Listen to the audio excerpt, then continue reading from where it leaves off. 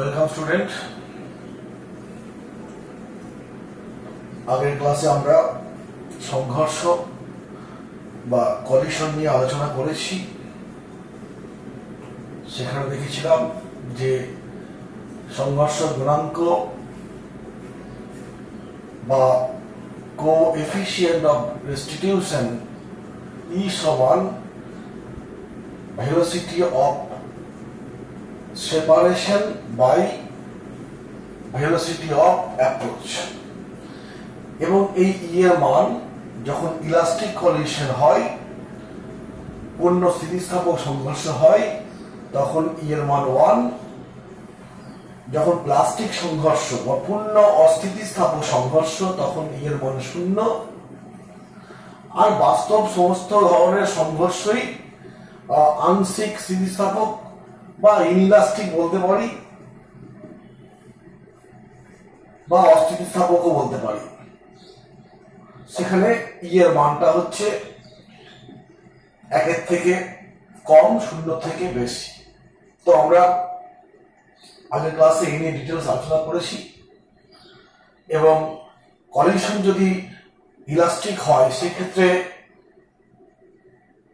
ইকুয়েশনগুলো, সমীকরণগুলো কি হবে, সেখান থেকে যে আননোন ভ্যালুগুলো, অর্থাৎ সংঘর্ষের পর বস্তুগুলোর বেগ নির্ণয় করার জন্য যে সমস্ত সমীকরণগুলো দরকার আমরা নির্ণয় করেছি, এবং সেখান থেকে আফটার কলিশন বস্তু দুটোর বেগ v1 বা v2 কত হবে নির্ণয় করেছি। যদি আরেকটু বাকি আছে, আজকের ক্লাসে আমরা করব যে যদি তোমার কলিশনটা ইনইলাস্টিক হয় সেক্ষেত্রে সমীকরণগুলো কেমন হবে।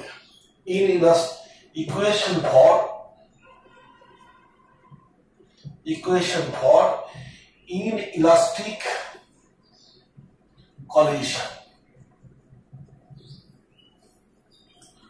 তো আমরা আগের দিনে বলেছিলাম সংঘর্ষ ইলাস্টিক, নন ইলাস্টিক বা যাই যেরকমই হোক, সেখানে কিন্তু ভরবেগ সব সময় সংরক্ষিত হয়।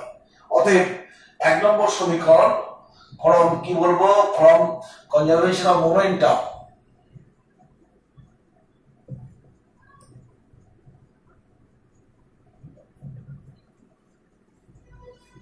ভরবেগের সংরক্ষণ সূত্র থেকে লিখতে পারি। এখন সেই মানগুলো জানি আমি নিশ্চয়ই। m1 u1 plus m2 u2 সংঘর্ষের আগে বস্তু দুটো ভর ইন্টু বেগের গুণফলের যোগফল সমান সংঘর্ষের পরে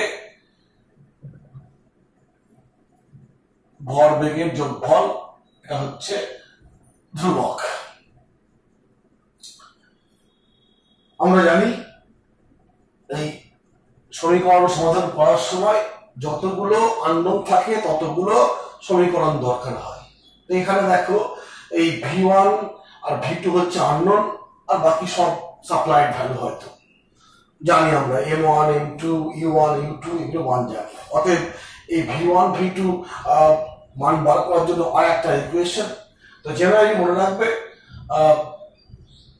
গাণিতিক সমস্যা সমাধান করার সময় আর একটা সমীকরণ কথা বলতেই হবে। সেটা কত না, ই এর মান দেওয়া থাকবে। এই ইনইলাস্টিক বা অস্থিতিস্থাপক সংঘর্ষের ক্ষেত্রে ই এর মানটা দেওয়া থাকবে। সেটা কি না, v2 minus v1 by u1 minus u2। অর্থাৎ এই মানটা দেওয়া থাকলে এটা একটা সমীকরণ হলো, এটা একটা সমীকরণ হলো। অর্থাৎ দুটো সমীকরণ থেকে দুটো আননোনের ভ্যালু বার করা খুব সহজ। কি বললাম যে এইরকম কলিশনের ক্ষেত্রে এই ইকুয়েশনটা তো আমি এমনি পেয়ে যাব। 2 নম্বরটা বললাম যে এই ক্ষেত্রে ই এর মান অবশ্যই 1 থেকে কম, যাই হোক ই এর মান, সেই ই এর মানটা দেওয়া থাকবে। আর দেওয়া থাকলে দুটো সমীকরণ পাচ্ছি, সমাধান করতে পারবো। এইভাবে আমরা ইনইলাস্টিক কলিশনের ক্ষেত্রে আমরা মানে সমীকরণগুলো পাবো। আরেকটা আছে কি, ওই যে ইকুয়েশন ফর প্লাস্টিক কলিশন, এই ক্ষেত্রে কি হবে, আমরা প্লাস্টিক কলিশনের কনসেপ্টটা নিশ্চয়ই মনে আছে তোমরা, বলছি যে m1 একটা বস্তু, m2 অন্য একটা বস্তু, এদের মধ্যে কি হলো কলিশন ঘটে গেল, এখানে কলিশন ঘটলো, দিয়ে একে অপরের সঙ্গে চিপকে গেল, একটা মধ্যে একটা প্রবেশ করে গেল কিংবা চিপকে গেল, এরকম হলো, দিয়ে এগিয়ে যাচ্ছি। কিরকম এগিয়ে যাচ্ছে? এই যুক্ত হয়ে এগিয়ে যাচ্ছে, এইরকম কলিশনকে বলবো আমরা। যেমন সামনে একটা কাঠের ব্লক আছে, বন্দুকের গুলি করা হয়েছে, গুলি ব্লকে ঢুকলো, ব্লক সহ গুলি এগিয়ে যাচ্ছে একসঙ্গে, এইরকম কেসগুলোকে বলবো প্লাস্টিক কলিশন। অতএব এখানে M1 M2, এইখানে হবে M1 প্লাস M2, একই বস্তু যেহেতু, এটা আবার এটা একই বস্তা, এরা চলে যাচ্ছে। আর সংঘর্ষের পূর্বে বেগ ছিল এইটা, এর বেগ ছিল এইটা, পরে বেগ ধরলাম V। দেখো এখানে আননোন কিন্তু মাত্র একটাই হচ্ছে, এই একটাই হচ্ছে আননোন, বাকি এগুলো সব ধরো গিভেন M1 M2। অতএব একটা সমীকরণ পেতে পারি আমি সংঘর্ষের পরে এই মিলিত বস্তু মানে কি, এই দুটো বস্তু মিলে যেটা তৈরি হয়েছে সেই বস্তুর বেগ বার করবো। অতএব এখানে একটা ইকুয়েশন, সেটা কি, ভরবেগের সংরক্ষণ সূত্র।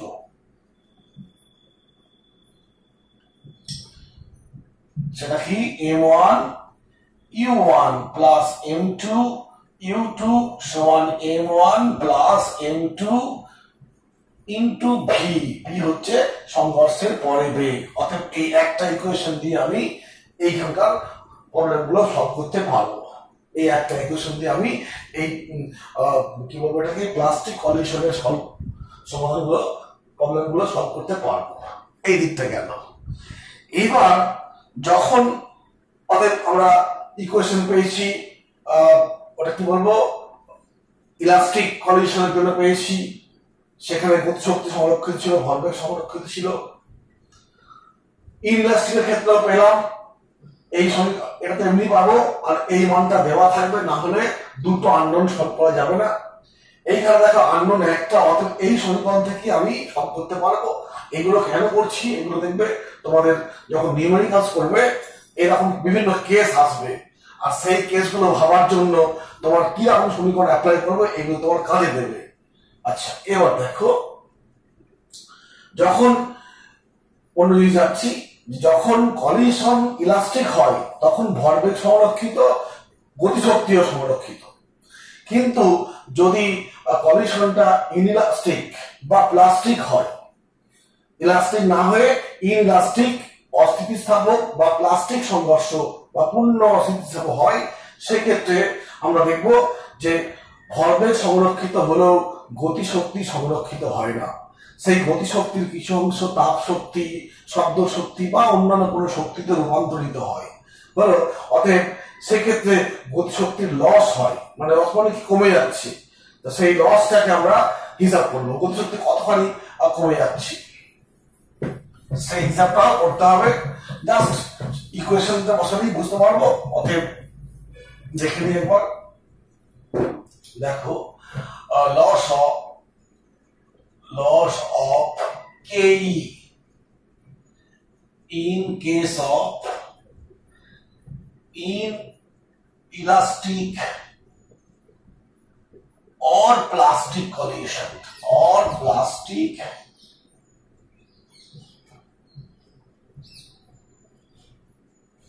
হলো যে কাইনেটিক এনার্জি কতখানি লস হচ্ছে। কোন ক্ষেত্রে লস হয় বলেছি, ইলাস্টিক ক্ষেত্রে হয় না, ইনইলাস্টিকে হয়। ইনইলাস্টিক ক্ষেত্রে এটাকে বড় হাতে বলে দিচ্ছি, ইনইলাস্টিক কলিশনে হয় আর প্লাস্টিক কলিশনে হয়। তো সেক্ষেত্রে কি হবে, আমি জাস্ট এক নম্বর কেস বলছি, এটা হচ্ছে ইনইলাস্টিক কেস বলে দিচ্ছি। এগুলো বললাম বারবার যে এগুলো নিউমেরিক্যাল যেগুলো প্রয়োজন, ইনইলাস্টিক কলিশন। তো এক্ষেত্রে দেখো, বিফোর কলিশন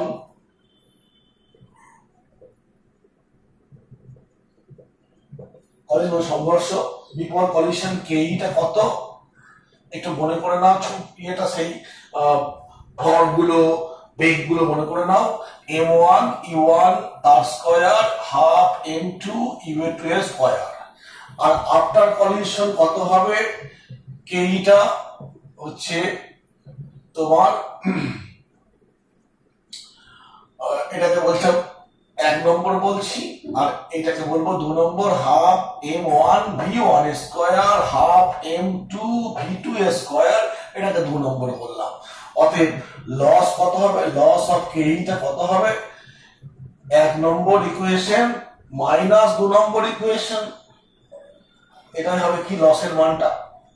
ঠিক আছে, আগেকার বিফোর কাইনেটিক এনার্জি, এটা মোট কাইনেটিক এনার্জি, আফটার হচ্ছে এইটা, অবশ্যই লস হচ্ছে মানে এটা কমে যাবে, অতএব বেশি থেকে কম বিয়োগ করলে পেয়ে যাবো।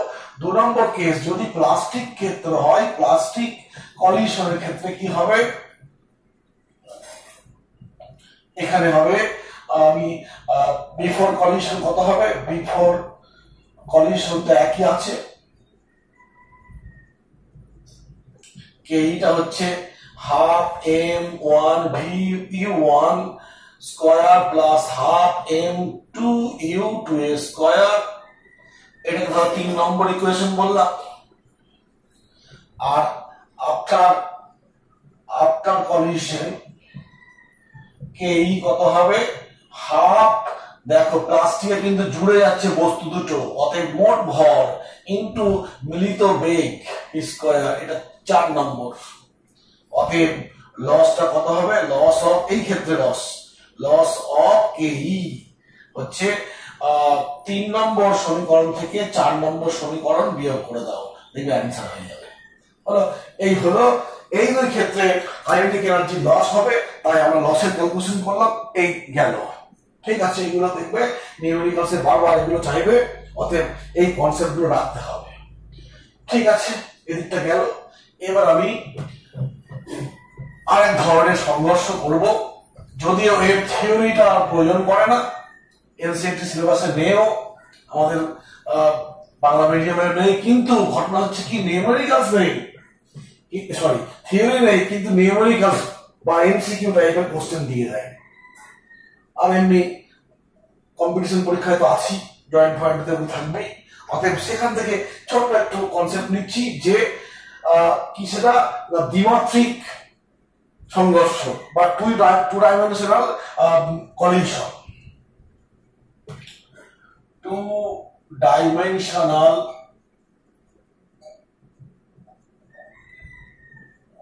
কলিশন, টু ডাইমেনশনাল কলিশন বা ডাইমেনশনাল কলিশন বা দ্বিমাত্রিক সংঘর্ষ, দ্বিমাত্রিক সংঘর্ষ,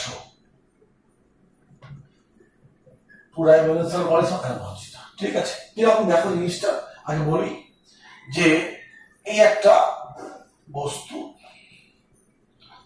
এই বস্তুটা ধরলাম কেন্দ্র এইটা, এর গতি হচ্ছে এই বরাবর, বেগ হচ্ছে এইটা, আর ভর হচ্ছে এম, আর করে দিয়ে একটু, এর বেগ হচ্ছে এই বরাবর গতি, আর বেগ হচ্ছে u1, এটা m1। অন্য একটা বস্তু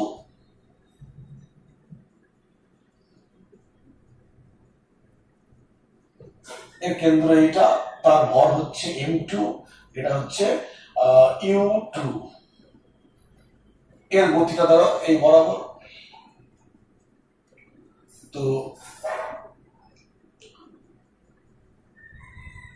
অনেক বলে দেখবে এই লাইন দুটো একই করে দেওয়া হয়, কিন্তু আমি করলাম কেন, একই লাইন হলে হয়তো স্ট্রেট চলে যাবে সংঘর্ষের পরেও, কিন্তু যখন দেখো এর ভর কেন্দ্র গতিটা দেখো এই বরাবর, আর এর ভর কেন্দ্রের গতিটা এই বরাবর, যদি এর বেগটা বেশি হয়, u1 এর বেগটা বেশি হয়, একটা স্থানে গিয়ে দেখো এই বরাবর আসবে, দিয়ে এরম পজিশন নেবে,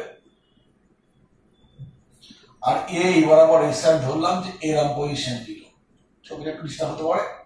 তো এর কেন্দ্র এইটা, এর কেন্দ্র এইটা, সংঘর্ষ ঘটলো, সংঘর্ষ ঘটলে ক্রিয়াশীল বল কোন বরাবর ক্রিয়া করবে, কেন্দ্র বরাবর ক্রিয়া করবে, অর্থাৎ এই বস্তুটা এই দিকে চলে যাবে, আর এর উপর প্রতিক্রিয়া দেবে, এ ধরলাম এই বরাবর চলে যাচ্ছে, এই লাইনের সঙ্গে এই কোণটা ধরছে আমি বিটা কোণ, এটা ধরলাম আলফা কোণ, অর্থাৎ এই বস্তুটা এইদিকে গতিশীল হচ্ছে, তার একটা বেগ আছে, এটা হচ্ছে m2 বেগ হচ্ছে v2, আর এখানে m1 m2 এইটা আর m1 এইটা, এইদিকে যাবে কি m2 আর বেগ হচ্ছে v2। দেখো এই হলো সংঘর্ষ, হলো এই বস্তুটা দেখো একটু জাস্ট ওদের ভর কেন্দ্রের গতিটা একটু পার্থক্য আছে। তুমি এক লাইন বরাবর করলেও কোনো সমস্যা নেই। আমি করলাম কেন না, একই বরাবর গেলে পরে একটা প্রবাবিলিটি থাকে সংঘর্ষের পর একই দিকে যাবে। আমি দ্বিমাত্রিক কেস মানে দুটো ডিরেকশন আসবে, এক্স অক্ষ আর ওয়াই অক্ষ, যদি একই রেখা বারবার চলে যায় তখন একটা ডিরেকশন দিয়ে কাজ বেরিয়ে যেত। একমাত্রিক যে আমরা পড়লাম সংঘর্ষ সেটা হলেই হতো, কিন্তু আমার দ্বিমাত্রিক এখানে করছি, অর্থাৎ দুটো ডিরেকশন দরকার। আর সেক্ষেত্রে অবশ্যই কি হবে, দুদিকে গতি থাকতে হবে। দেখো এই দিকটা হচ্ছে যদি এক্স ডিরেকশন বলি, তাহলে এই দিকটা কি হবে, কোন ডিরেকশন, ওয়াই ডিরেকশন। অতএব দুটো ডিরেকশন লাগবে, তাই এই সংঘর্ষকে বলবো দ্বিমাত্রিক। এইরকম ক্ষেত্রে আমরা দেখো এইগুলো নন থাকে, m1 m2 mu1 u2 এগুলো গিভেন দেওয়া আছে ভ্যালু।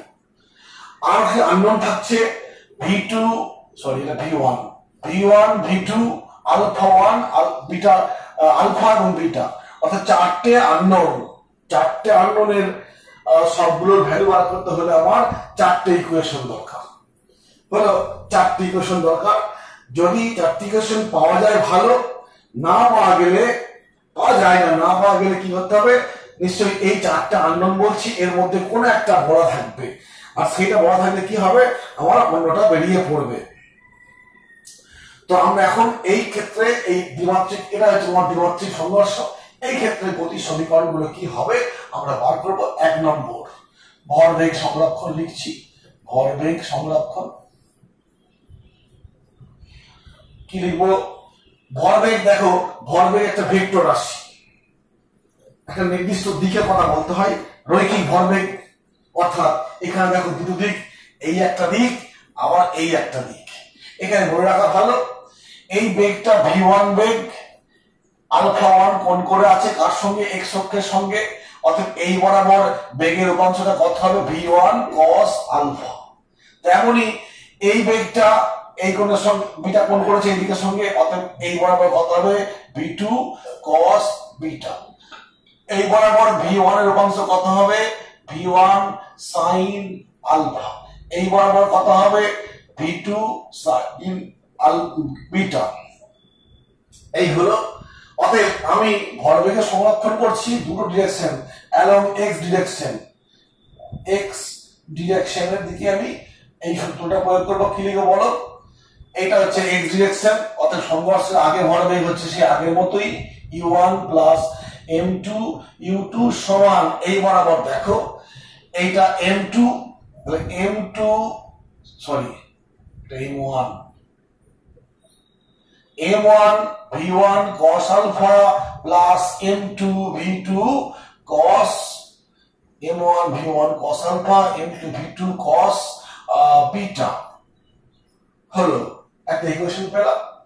1 নম্বর পেলাম। y ডিরেকশনে কি বলবো, দেখো y ডিরেকশনে এই বরাবর প্রাথমিক ভরবেগ ছিল না, এই বস্তুটার গতি এই বরাবর, অতএব এই বরাবর কোনো গতির ভরবেগ ছিল না। তাহলে কি লিখবো, প্রথম বস্তুর ভরবেগ 0, দ্বিতীয় বস্তুর ভরবেগ 0 সমান এই বরাবর m1 v1 sin আলফা। এইবার দেখো যদি আমি এই দিকটা y অক্ষের প্লাস দিক বলি তাহলে এই দিকটা মাইনাস দিক, তাই আমি এখানে লিখবো যুক্ত minus m2 v2 sin beta. অতএব এটা মাইনাস হয়ে যাবে, এই পাশে চলে আসবে, ইকুয়েশন সলভ হয়ে যাবে। এই হলো দুটো। তাহলে দেখো দুটো ইকুয়েশন আমি পেয়ে গেলাম। আর একটা আছে, যদি এই ইলাস্টিক কলিশন হয় সেক্ষেত্রে আমি আর একটা ইকুয়েশন পাবো, সেটা কি গতিবেগের সংরক্ষণ। আরেকটা পাবো গতিবেগের সংরক্ষণ, সেটা কি লিখবো, কিন্তু ইনইলাস্টিক বা প্লাস্টিক ক্ষেত্রে সেটা পাবো না। জাস্ট আমি এই তোমার একমাত্র ইলাস্টিক ক্ষেত্রে। তো এখানে গতিশক্তির ক্ষেত্রে আমরা মনে করতে পারি এক্স অক্ষের দিকে আগে গতিশক্তি, ওয়াই অক্ষের দিকে গতিশক্তি। আমরা এরকম ভাববো না। কেন ভাববো না? এই কারণে শক্তি হচ্ছে, শক্তি বা কার্য হচ্ছে স্কেলার রাশি, অতএব তার মানটা বেরিয়ে হবে, তার দিক উল্লেখ করার দরকার নেই। অতএব আমরা সে আগে যেমন ইকুয়েশন করেছি সেই ইকুয়েশনটা করলেই হবে কি, half m1 u1 square half m2 u2 square সমান half m1 v1 square half m2 v2 square. 3 number equation. এই তিনটে ইকুয়েশন পাচ্ছি কোন ক্ষেত্রে? ইলাস্টিক ক্ষেত্রে। নন ইলাস্টিক ক্ষেত্রে দুটো পাবো, ইলাস্টিক ক্ষেত্রে আমার চারটে ধরো আমার কন্ডিশনটা দ্বিমাত্রিক কন্ডিশন, এবং সেখানে তোমার কি হচ্ছে, তোমার দ্বিমাত্রিক কন্ডিশন, এবং সেখানে দেখো একটা দুটো তিনটে চারটে, 1 2 3 4 চারটে আননোন, তিনটে সমীকরণ। সম্ভব নয়। অতএব অবশ্যই মনে রাখবে এই চারটের মধ্যে কোনো একটা মান দেওয়া থাকবে। বললো সংঘর্ষের পর একটা বস্তু এক্স অক্ষের সঙ্গে 30 ডিগ্রি কোণ করে চলে যাচ্ছে, এরা বলে দিতে পারে। অতএব একটা বলে দিল, তখন তিনটে সমীকরণ, তিনটে আননোন বা তিনটে সমীকরণ। তাহলে তোমার কি হবে, সমীকরণগুলো থেকে আমি ওই আননোন গুলোর ভ্যালু পেয়ে যাবো। এই হলো মোটামুটি ভাবে দ্বিমাত্রিক সংঘর্ষের আইডিয়া। এখানে কোনো থিওরি পাওয়ার দরকার নেই, কিন্তু নিউমেরিক্যাল থাকে বিভিন্ন কম্পিটিশন পরীক্ষায়, তোমার বইয়ে তো দেখবে নিউমেরিক্যাল আছে, অতএব করতে পারবে। ঠিক আছে, এই দিকটা গেল। টাইমটা দেখি একটু।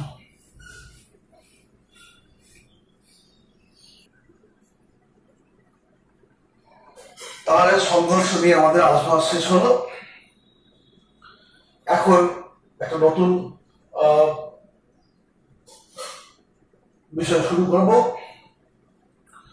যদিও এই বিষয়টা সম্পর্কে তোমরা খুব পরিচিত, কি সেটা সার্কুলার মোশন।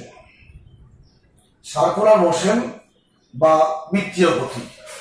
তোমরা বৃত্তীয় গতি আগে পড়েছো, একটা চ্যাপ্টার কি 2 চ্যাপ্টার আগে তোমরা বৃত্তীয় গতি পড়েছো, সার্কুলার মোশন পড়েছো।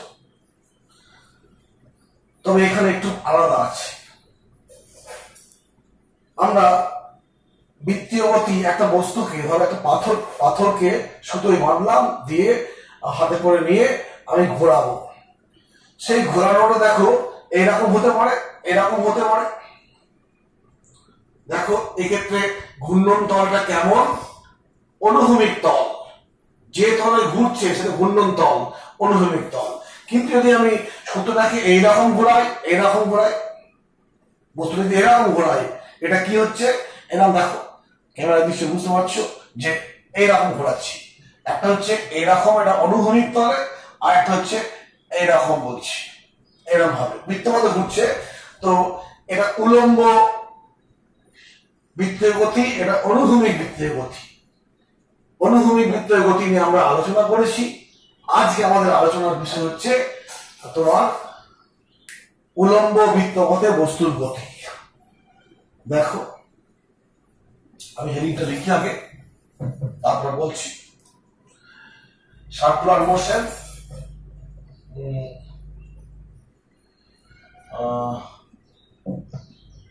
Circular motion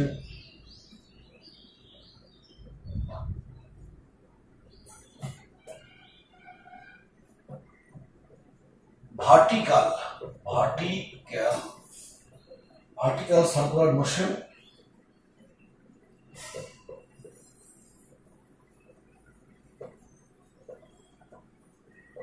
of a body, বা কি বলবো, উলম্ব বৃত্তপথে বস্তুর গতি। কি বললাম? আমরা ওই দড়ি বা সুতোতে একটা বস্তুকে বেঁধে বৃত্তপথে ঘোরাচ্ছি। সেই ঘূর্ণনটা দুটো ভাবে হতে পারে। একটা হচ্ছে এইরকম ভাবে, এটাকে বললাম অনুভূমিক বৃত্তপথে গতি, আর একটা হচ্ছে এইরকম ভাবে, একবার উঠছে একবার নামছে, ঠিক এরকম ভাবে। দেখো এই উঠছে আর নামছে। আমাদের আলোচনা হচ্ছে এই ভার্টিক্যাল নিয়ে। এটা বললাম কি যে এটা হচ্ছে ভার্টিক্যাল, আর একটা আছে কি, ছবিটা একটু মনে হচ্ছে যেন বৃত্ত নয়, কিন্তু বোর্ডে আঁকতে গেলে এরকম দেখাতে হবে। এটা হচ্ছে অনুভূমিক কেস, অনুভূমিক বৃত্তীয় গতি, আর এটা হচ্ছে উলম্ব, উলম্ব বৃত্ত গতি। হলো, এই দুটোর মধ্যে পার্থক্য আছে একটা কি, এটা কেন্দ্র, এটাও কেন্দ্র। যে এখানে বৃত্তপথ সম্পন্ন করতে হয়, মানে আমরা জেনে এসেছি বৃত্ত গতি মানে কি বল প্রয়োজন, অভিকেন্দ্র বল প্রয়োজন। আর এই দড়ি দিয়ে বস্তুকে যখন বৃত্তপথে ঘোরানো হয়, অভিকেন্দ্র বল সাপ্লাই দেখে দড়ির টানটা বা সুতোর টানটা অভিকেন্দ্র বল সাপ্লাই দেয়। এবং যখন অনুভূমিক পথে ঘুরছে সেক্ষেত্রে দেখবে সুতোর টান সব সময় ঠিক আছে, বস্তুর বেগটাও পাল্টাপাল্টি হচ্ছে না। অতএব টান যদি টি বলি, সেই টানের মানটা কি হবে, এম ভি স্কয়ার বাই আর।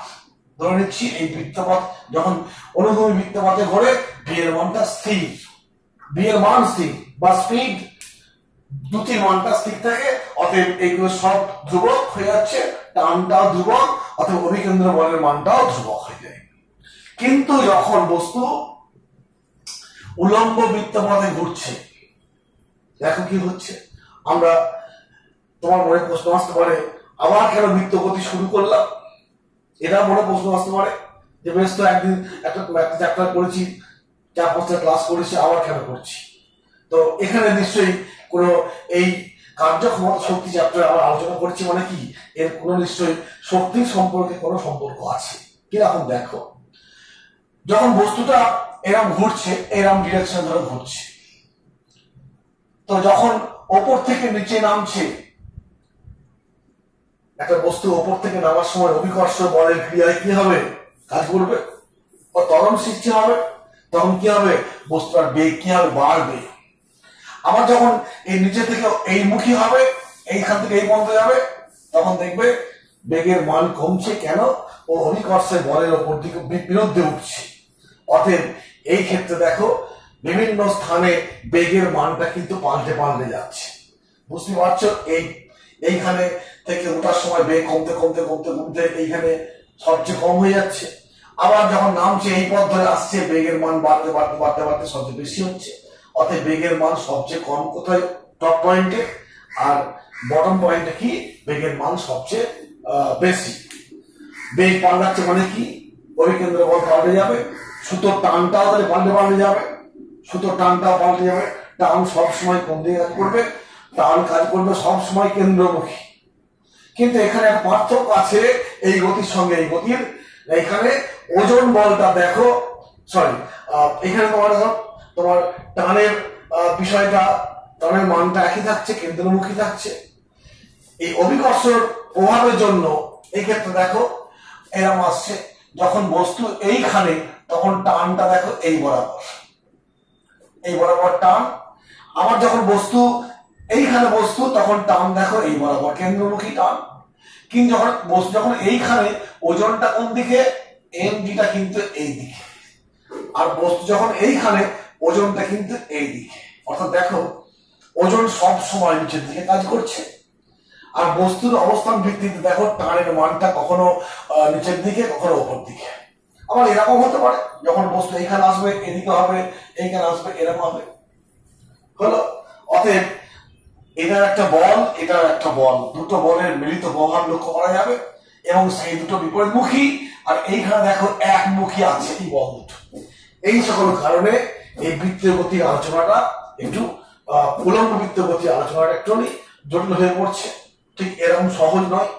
কারণ কি, বেগের মান পাল্টাচ্ছে, আর বেগের মান পাল্টালে কি হবে, অভিকেন্দ্র বলের মানটাও পাল্টে পাল্টে যাবে, এই ঘটনা ঘটবে। তো সেই বিভিন্ন যে জটিল সমস্যা আসছে, সেই জটিলতা দূর করার জন্য এখানে শক্তির যে আলোচনা করেছি আমরা, সেই শক্তির আলোচনা এখানে চলে আসবে। যান্ত্রিক শক্তি অবশ্যই, কাইনেটিক এনার্জি বা পোটেনশিয়াল এনার্জি আলোচনা এখানে করতে হবে, এখানে প্রয়োগ ঘটাতে হবে। প্রয়োগ ঘটাতে পারলেই এর গতিটাকে সমাধান করতে পারবো আমরা।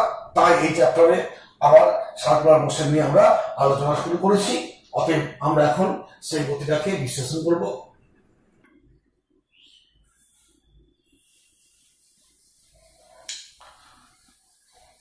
দেখো যে একটা বস্তু উলম্ব বৃত্তপথে আর ব্যাসার্ধের একটা বৃত্তপথে আবর্তন করছে। বৃত্তের ব্যাসার্ধ কত বললাম? বৃত্তের ব্যাসার্ধ ধরছি আর। ভি বেগ নিয়ে আবর্তন করছে। বেগের মানটা কত? ভি না, বেগ তো আমি বললাম, ভুল বলছি। তার বেগ আছে অবশ্যই, এবং বেগের মানটা পাল্টে যাবে। তো আমি এখানে দেখো, আমি এই একটা ব্যাস টেনে নিলাম। এই ব্যাসটা পুরো উলম্ব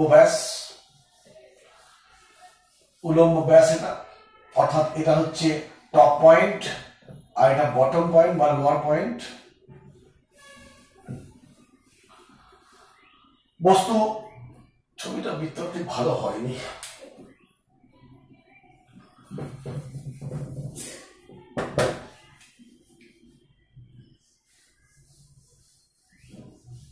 তবু একটু হয়েছে। এটা কেন্দ্র, ধরো এটা হচ্ছে ব্যাসার্ধ আর।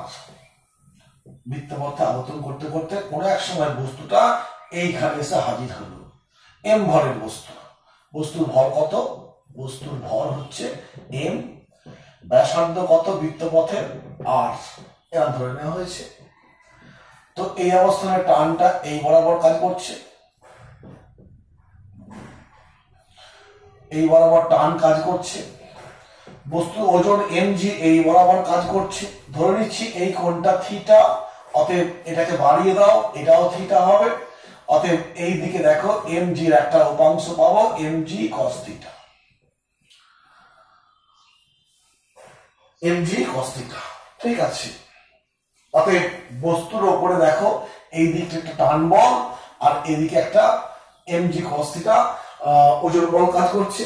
যদি এই দিকে বল না থাকতো, এই টানটাই কি করতো? ওকে অভিকেন্দ্র বল সাপ্লাই দিত। আমি ধরে নিচ্ছি যখন এই পয়েন্টে এসছে বেগের মানটা ভি, যখন এই বিন্দুতে এসছে তখন বেগের মানটা ভি।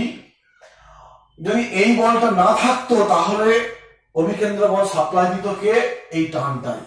কিন্তু ওজনের জন্য এই উপাংশ থাকবেই, আর এই উপাংশটা কি? এই টি এর উল্টো দিয়ে কাজ করছে। অতএব এই ক্ষেত্রে অভিকেন্দ্র বলটা কত হবে? অভিকেন্দ্র বল M V square by R সমান কত হবে? T minus M G cos theta. কেন? টিটা এইদিকে, এটা এইদিকে। অতএব টি থেকে এইটুকু বিয়োগ করার পর যেটা পড়ে থাকে সেটা অভিকেন্দ্র বল হিসেবে কাজ করবে। অতএব টি সমান M V square by R minus plus M G cos theta. এটাই দেখো জেনারেল ইকুয়েশন টানের।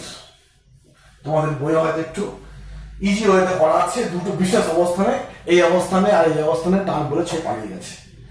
তো ওটাই আসবে আস্তে আস্তে। তা আমি করলাম কি, একটা বিশেষ অবস্থান নিলাম, দিয়ে টানের ইকুয়েশন বার করলাম।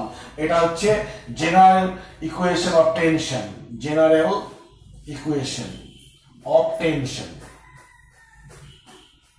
সুতোর টানের এটাই হচ্ছে সাধারণ সমীকরণ। এখন দেখো এইখানে বৃত্তপথ ঘোরার সময় থিটার মানটা কিন্তু পাল্টে যাচ্ছে। ভি এর মান পাল্টাবে, ভি এর মান অবশ্যই পাল্টাবে। তো থিটার মানটা দেখো পাল্টে যাচ্ছে। আর থিটার সবচেয়ে বেশি মান কখন হয়? থিটার মান যখন 1 হয়। থিটার মান 1 মানে কি, সরি, কস থিটার মান যখন 1 হয়, আর কস থিটার মান 1 মানে থিটার মান 0। অর্থাৎ থিটা এইটা, এর মান 0 হতে হলে বস্তুটাকে এইখান থাকতে হবে, ঠিক লোয়ার পয়েন্টে, হ্যাঁ, বা বটম পয়েন্টে। সবচেয়ে লোয়ার পয়েন্ট বললাম একটা আগে, লোয়ার পয়েন্ট, এটা টপ পয়েন্ট হলো। তো কি হবে না, cos থিটা সমান 1 যখন বস্তু লোয়ার বা সর্বনিম্ন বিন্দুতে, লোয়ার সর্বনিম্ন বিন্দুতে আছে, সেই ক্ষেত্রে থিটার মানটা 0 বলে। তাহলে এটাই কিন্তু ম্যাক্সিমাম ভ্যালু। কসের এটাই ম্যাক্সিমাম ভ্যালু মনে রাখবে। অতএব সেই ক্ষেত্রে টি ম্যাক্স আসবে। টি ম্যাক্স কত হবে? M V square R plus M G cos theta মান 1 বলেছি। এটা হচ্ছে টানের ম্যাক্সিমাম মান। কোথায় স্যার? লোয়ার পয়েন্টে। অর্থাৎ বৃত্তপথ যখন ঘুরবে সবচেয়ে টান বেশি কোথায় হবে? বৃত্তপথের সর্বনিম্ন বিন্দুতে। যে উলম্ব বৃত্তপথ তার সর্বনিম্ন বিন্দুতে টানের মানটা সবচেয়ে বেশি হবে। কেন টানের মান বেশি হওয়ার কারণটা কি? থিটার মান 0 হওয়ার জন্য। তো এবার দেখো থিটার মানটা বাড়াচ্ছি, বাড়াতে যখন থিটা এইখানে আসবে, যখন এইখানে আসবে থিটা কত হবে? 90 হবে। আর cos 90 কত? cos 90 হচ্ছে 0। অতএব এই পয়েন্টে টানটা কত হবে? এই পার্টটা থাকবে না, শুধুমাত্র এই টান থাকবে। এখানকার বেগ m বেগ স্কয়ার বাই r। আবার ঘুরতে ঘুরতে এইখানে এলো, অর্থাৎ টপ পয়েন্টে এলো। সেই টপ পয়েন্টে দেখো এই পয়েন্টে, অর্থাৎ টপ পয়েন্টে কি হবে? থিটার মানটা 180। থিটার মান 180 হলে পরে কি হয়? -1 হয়। cos 180 সমান -1। আর এটাই হচ্ছে মিনিমাম ভ্যালু। কার? cos থিটার মিনিমাম ভ্যালু এটা হচ্ছে। অতএব এর যদি মিনিমাম ভ্যালু পুট করি তাহলে টানের মানটা কি হবে? মিনিমাম হবে। টান মিনিমাম কোথায়? কত sir? M V square by R. একটা কথা মনে রাখবে, বেগের মানটা কিন্তু আমি লিখছি এখানে, ভি এর মানটা একই, কিন্তু ভি এর মানটা পাল্টে যাবে। আমি একটু পরেই বলবো সেগুলো। অতএব আমি ঠিক আছে আমি বলে দিচ্ছি যে যে লোয়ার পয়েন্ট যখন এলো থিটার মানটা কি 0 হলো। আর এইখানে যখন এলো ধরে নিচ্ছি এইখানে বেগটাকে ধরছি আমি, এই বরাবর বেগটাকে ইউ বললাম। বেগটা কত? ইউ। অর্থাৎ এইটাকে আমি বলে দেবো cos থিটা, থিটার মান 0 আর বেগের মানটা কত? ইউ। অর্থাৎ এখানে ভিটা হচ্ছে কত? ইউ। অর্থাৎ লোয়ার পয়েন্টে দেখো টানের মান পেয়ে গেলাম। টপ পয়েন্টে থিটার মান 180, অতএব cos 180 -1। আর ধরে নিচ্ছি এখানে বেগটাকে আমি ভি ধরলাম, এখানে বেগটাকে আমি ভি ধরেছি, ধরলাম যে এটা তো জেনারেল ইকুয়েশন। এই পয়েন্টে বেগ ভি, এই পয়েন্টে বেগ ইউ। অতএব ইকুয়েশনটা কি হবে? এখানে cos থিটা মান পেয়েছি -1, অতএব -mg। এই হলো টানের ইকুয়েশন। কোথায়? এটা টপ পয়েন্টে। টপে একবারে টানের ইকুয়েশন আর লোয়ার পয়েন্টে টানের ইকুয়েশন, দুটো টানের ইকুয়েশন পেয়ে গেলাম। এবং বললাম যে যে অনুভূমিক অবস্থানে টানের ইকুয়েশনটা কত স্যার? এই অবস্থানে টানের ইকুয়েশনটা এইখানে বা এইখানে দেখো থিটার মানটা এখানে 180, 90, cos 90 মানে 0। যখন এইখানে আসবে তখন 270, অতএব cos 270 0। অতএব তোমার কি হবে? শুধুমাত্র টানের মান হবে mv, এই পয়েন্টে mv square by R, mv square by R. আর যখন তোমার উপর দিকে উঠবে টান কমতে কমতে এটা হবে মিনিমাম টান। আর এদিকে আস্তে আস্তে এইখানে আসবে, বেগের মান বৃদ্ধি পাওয়ার জন্য টানটা ম্যাক্সিমাম হবে। অতএব মনে রাখবে এই একটা ইকুয়েশন 1 বললাম, ইকুয়েশন 2 বললাম। এটা কিন্তু জেনারেল ইকুয়েশন বলে দিয়েছি আগে। এই হলো মোটামুটি টানের ইকুয়েশন গুলো হলো। অতএব টপ পয়েন্ট থেকে লোয়ার পয়েন্টে যাওয়ার সময় বেগ অভিকর্ষের কারণে বাড়তে বাড়তে ইউ হবে, ভি বেগটা বাড়তে বাড়তে ইউ হবে। আর এটা উপর দিকে তোলার সময় কমতে কমতে এটা হবে। এই হলো মোটামুটি এদিকটা গেল। আমি এবার বোর্ডটা মুছি দিয়ে মানগুলো বসি। মানগুলো একবার লিখতে হবে। টি জেনারেল ইকুয়েশনটা বলেছি mv স্কয়ার বাই আর কত sir? mg cos theta. T maximum মানে লোয়ার পয়েন্টে m u square by R plus mg। এটা কোথায় স্যার? এটা হচ্ছে লোয়ার পয়েন্টে। ইকুয়েশন 1 বললাম এটাকে। টি মিনিমাম হচ্ছে mv square by R plus mg হচ্ছে, এটা টপ পয়েন্টে, এটা মাইনাস চিহ্ন, সরি। তো দেখো টান কমতে কমতে সবচেয়ে কম হলো এটা। এখন টানের মান সব থেকে কম হতে পারে কত? টানের মান কখনোই ঋণাত্মক হয় না। অতএব টানের মান হতে হবে 0 বা তার থেকে বেশি। হলো যে বৃত্তগতি condition for maintaining circular motion. বৃত্তগতি বজায় রাখতে হলে কন্ডিশনটা হবে যে টেনশন এট টপ পয়েন্ট কত হতে হবে না টি গ্রেটার ইকুয়াল টু 0। টপ পয়েন্টের টেনশনটা 0 বা তার থেকে বেশি হতে হবে, নাহলে বৃত্তপথ সম্পন্ন করতে পারবে না। যখন বস্তু এইখানে আসার আগেই কি হবে, নেতিয়ে পড়ে যাবে, টানের মান যদি নেগেটিভ হয়ে যায়। হলো কেন, দেখো আমি এখানে এই ইকুয়েশনটা পেয়েছি, এইখানে বেগ হচ্ছে এই বেগটা, এই বিন্দুতে বেগটা, তো বেগের মান ধরো আরো কমে গেল। বেগের মান কমলে কি হবে, কমতে কমতে যখন এই মানটা আর এই মানটা সমান হয়ে যাবে তখন টান 0, তখন বেগের একটা মান আছে। বেগের মানটা আরো কমে গেল, তখন কি হবে, এই রাশিটার মানটা ছোট হয়ে যাবে, এটা বড় হয়ে যাবে। অতএব এ বড় মানে মাইনাস, টেনশনটা মাইনাস হয়ে যাচ্ছে, তখন ঠিকই পড়ে যাবে। অর্থাৎ এই টানের একটা মিনিমাম মান, সবচেয়ে মিনিমাম মানটা কত, 0। হলো টানটা এরকম হতে হবে। অতএব for minimum value of T at top কত হলো, টি সমান 0। আমি এই সমীকরণটাই বসিয়ে দেবো, 0 সমান mv²/r-mg। ওই অবস্থায় বেগটাও কি হবে, মিনিমাম লিখে দেবো। অতএব এইখান থেকে দেখো পাচ্ছি mv²/r সমান mg। এখান থেকে দেখো v min সমান √rg হবে। কেন, mm কেটে যাচ্ছে। অর্থাৎ বৃত্তগতি বজায় রাখতে হলে বস্তুটা টপ পয়েন্ট, বৃত্তপথের গতির টপ পয়েন্টে বেগ হতে হবে এইটা। এই বেগটাকে বলবো ক্রিটিক্যাল ভেলোসিটি, সংকট বেগ, সন্ধি বেগ, ক্রিটিক্যাল ভেলোসিটি টু মেইনটেনিং দা সার্কুলার মোশন এট টপ পয়েন্টে। এটা টপ পয়েন্টে, অবশ্যই টপ পয়েন্টের বস্তুর বেগ যদি এর থেকে কম হয় তখন সে আর বৃত্তপথ সম্পন্ন করতে পারবে না, নেতিয়ে পড়ে যাবে। অতএব টপ পয়েন্টের সবচেয়ে কম টান হচ্ছে 0 আর সবচেয়ে কম বেগ হচ্ছে এইটা। এর থেকে টান কম হলে হবে না, বেগ কম হলে হবে না, এর থেকে বেশি হতেই পারে। সবসময় কিন্তু এটা মানে নেই, এটা বিশেষ ক্ষেত্র।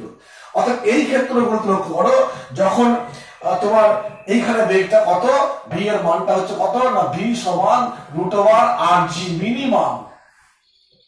এরকম নামবে, বেগ বাড়ছে, এখানে ম্যাক্সিমাম হবে, আবার কমতে কমতে গিয়ে এটা মিনিমাম হবে। অর্থাৎ এই পয়েন্টে মিনিমাম এই ভেলোসিটি বজায় রাখতে হলে এই পয়েন্টে বেগটা কত হবে সেটা নির্ণয় করতে হবে। অর্থাৎ টপ পয়েন্টে ভি সমান rg হলে লোয়ার পয়েন্টে ভেলোসিটি কত হবে আমাদের কাজ করতে, নির্ণয় করতে হবে। অর্থাৎ ইউ এর মানটা, এই অবস্থায় ইউ এর মানটা বার করতে হবে। কি করব, দেখো এইখানে কিন্তু সেই শক্তির সংরক্ষণটা চলে আসবে, শক্তি সংরক্ষণ কনসেপ্টটা চলে আসবে। দেখো আমি বলছি, আমি নাম দিচ্ছি আরেকবার, এটা এ পয়েন্ট, এটা বি পয়েন্ট। অর্থাৎ ME mechanical energy of A সমান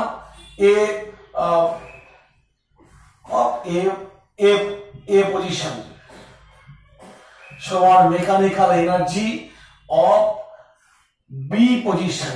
এই দুটো পজিশনের আমি মেকানিক্যাল এনার্জি কনজারভেশন করে দেবো।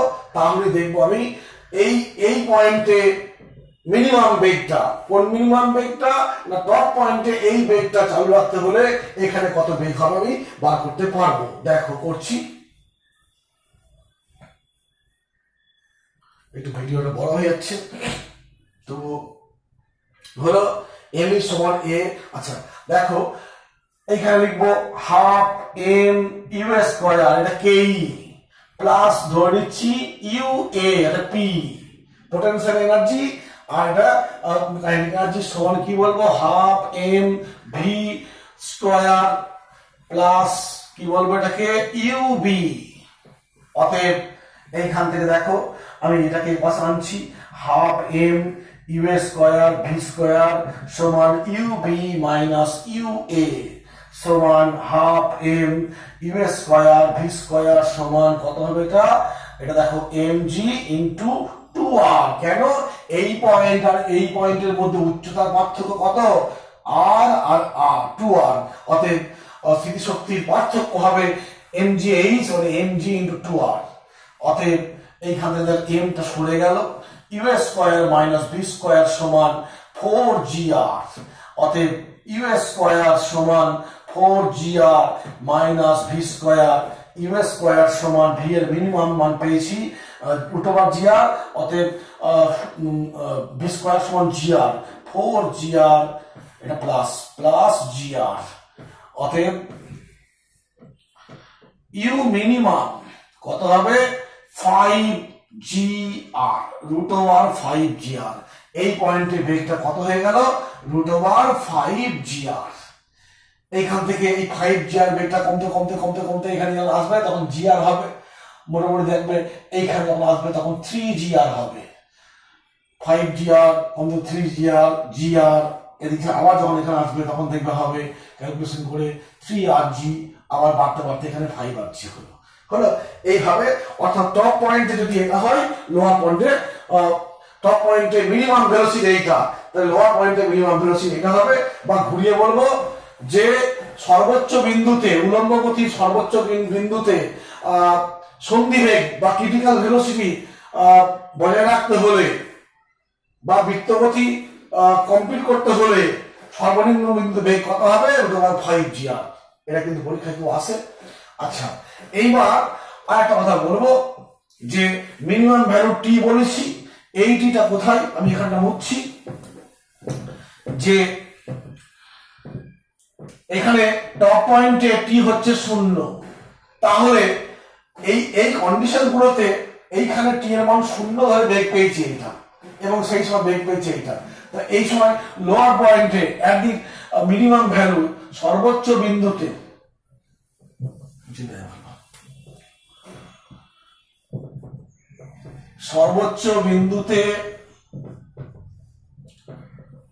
টান 0 হলে সর্বনিম্ন বিন্দুতে টান কত হবে, এটাই হচ্ছে কথা। এখন আমি সর্বনিম্ন বিন্দু টান তো এইটা, অতএব টি সমান এম ইউ স্কয়ার আর প্লাস এম জি, আমি জানি লোয়ার পয়েন্টের টানের ইকুয়েশন, টি সমান এম আর, ইউ এর মানটা দেখো পেয়েছি √5gr, স্কয়ার করলে হবে 5gr প্লাস এম জি, এই আর কেটে গেল, টি সমান 5mg mg 6mg, মানে টি সমান 6 ইন্টু বস্তুর ওজন। অর্থাৎ সর্বনিম্ন বিন্দুতে টানটা যদি বস্তুর ওজনের 6 গুণ হয় তাহলে সে বৃত্তপথ সম্পন্ন করতে পারবে, আর সেই সময় সর্বোচ্চ বিন্দুতে টান হবে 0, সর্বোচ্চ বিন্দুতে বেগ হবে √rg, সর্বনিম্ন বিন্দুতে বেগ হবে √5rg। এই পথে যাওয়ার সময় তার বেগ কমতে কমতে এটা হবে, এই পথে যাওয়ার সময় বাড়তে বাড়তে এটা হবে। এই হলো মোটামুটি এই ভার্টিক্যাল মোশনে মোটামুটি থিওরিটা হলো। তোমরা দেখবে নিউমেরিক্যালস আছে, অনেক উদাহরণে কিছু গড়াও আছে, একটা বালতির একটা দেখবে মানে বাস্তব একটা অ্যাপ্লিকেশন আছে এই বৃত্তগতির ক্ষেত্রে, যে তোমার একটা বালতিতে দড়ি বেঁধে জল নিয়ে এরকম ঘোরালে পরে দেখবে টপ পয়েন্ট এই পয়েন্টে গিয়েও বালতির জল পড়ছে না। তো সেখানে কি হয় না, বালতিতে আর তো দড়ি বাঁধা নেই, বালতিটা বালতি দড়ি বাঁধা আছে, জলের মধ্যে দড়ি বাঁধা নেই। তো জলের উপরে বৃত্তের গতিতে কি কাজ করবে, অপকেন্দ্র বল কাজ করবে, অপকেন্দ্র বলটা ঊর্ধ্বমুখী হবে আর তার ওজনটা নিম্নমুখী। যদি এমন বেগে ঘোরানো হয় যে জলের উপরে যে অপকেন্দ্র বল ঊর্ধ্বমুখী বল আর নিম্নমুখী ওজন বলের মানটা থেকে অপকেন্দ্র বলের মানটা বেশি হলো আর ওজনটা কম হলো, কেন ওজনের মান নির্দিষ্ট এমজি, কিন্তু অপকেন্দ্র বলের মানটা বাড়ানো যাবে বেগের মান বাড়িয়ে। অপকেন্দ্র বলের মান হচ্ছে এমভি স্কোয়ার বাই আর। অতএব যদি এরকম হয় অপকেন্দ্র বলের মানটা বেশি হয়, তখন দেখবো টপ পয়েন্টে বালতি উল্টে গেল, মানে এরকম করতে করতে এরকম আছে, পুরো উল্টো দিকে আছে, তাহলে জল পড়ছে না। এটা আমরা দেখে নেবো মোটামুটি, আজ এখানে শেষ করছি।